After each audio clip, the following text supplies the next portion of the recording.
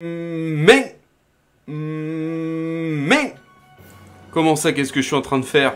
Eh bien regardez, ça se voit pas. Je suis en train de faire mon cours de kendo en ligne. Eh oui, évidemment. Alors j'avais effectivement pas de sabre en bois à la maison, donc je fais avec un balai. On fait avec les moyens du bord, n'est-ce pas? Mais ça reste toujours un bon entraînement. Pourquoi je vous dis ça? Parce que ça va concerner une news de la semaine. Allez, c'est parti, konnichiwa à tous et bienvenue sur le Japon Foufoufou. C'est David, votre envoyé spécial en direct du Japon.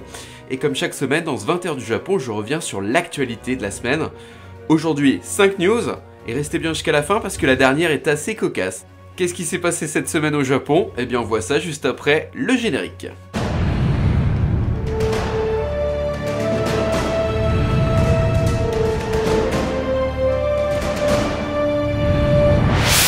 La situation actuelle imposant de nouvelles règles sociales, les Japonais ont régulièrement recours à la technologie. Des cours de langue sont ainsi organisés en ligne, des cours de yoga aussi. Mais ce n'est pas tout. Attention, au Japon, beaucoup plus original, ont également lieu sur internet des cours d'arts martiaux. C'est le cas par exemple dans la ville de Yokohama pour un cours de kendo. Le kendo, art martial japonais, où deux individus en kimono et la tête protégée d'un casque manipulent un sabre en bois avec pour objectif de taper sur le casque du partenaire le plus vite possible. Ouïouïouïouïouï. Les jeunes, perturbés dans leurs habitudes et leur rythme de vie par la suspension de ces cours de kendo depuis mars, apprécient vraiment ces cours en ligne.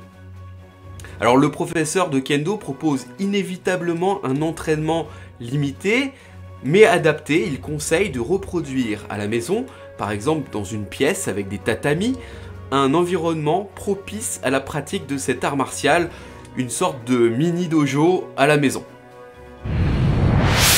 À Tokyo, où presque 5000 personnes ont été infectées, le nombre quotidien de personnes contaminées est passé sous la barre des 40 depuis une semaine.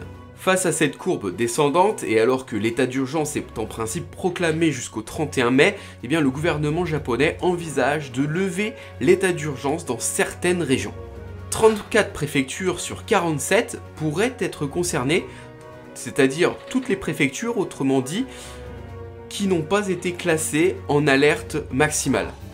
Pour prendre une telle décision, le gouvernement va s'appuyer sur un comité consultatif composé de scientifiques, mais aussi d'économistes.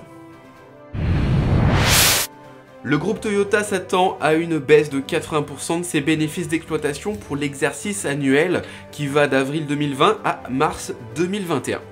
Il prévoit également une baisse des ventes de voitures de l'ordre de 15%. Dans ses usines en Chine, aux États-Unis et en Europe, le travail a été temporairement suspendu, il a repris en Chine. Le groupe envisage une baisse des ventes marquée en avril, suivie d'un redémarrage progressif. Les ventes en Chine ont déjà repris selon un rythme plus soutenu que prévu, mais il est probable qu'aux États-Unis et en Europe, la reprise sera plus lente et plus progressive. Alors je vous en ai déjà parlé, le gouvernement prévoit en cette période de crise une aide à la consommation de 100 000 yens par personne.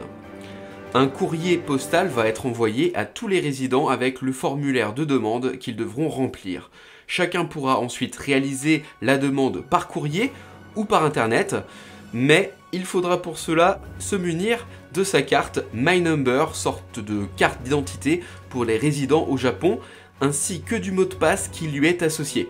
Seulement, il s'avère que de nombreux Japonais ont perdu ou oublié ce mot de passe, et qu'ils ne peuvent le récupérer qu'en allant à la mairie.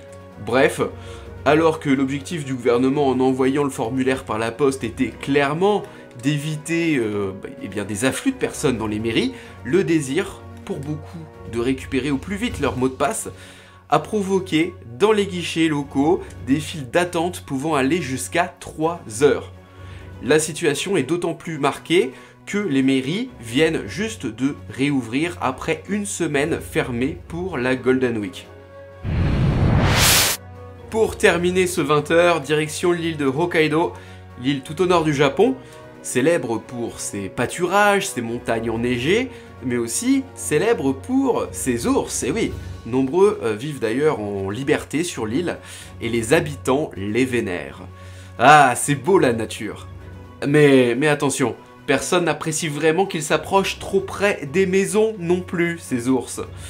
Or, à Shimamaki, petite bourgade de 1600 habitants, eh bien on a pu observer, à 25 reprises au cours du mois d'avril, un ours flânant à proximité immédiate des maisons. Par comparaison, au mois d'avril 2019, seule une observation d'ours avait été faite dans la bourgade. Donc ça fait 25 fois plus quand même. Hein. Un tel pic d'activité des ours, c'est dû à quoi exactement? Eh bien c'est dû directement à une querelle entre la mairie et l'association de chasse locale. Je vous explique ça.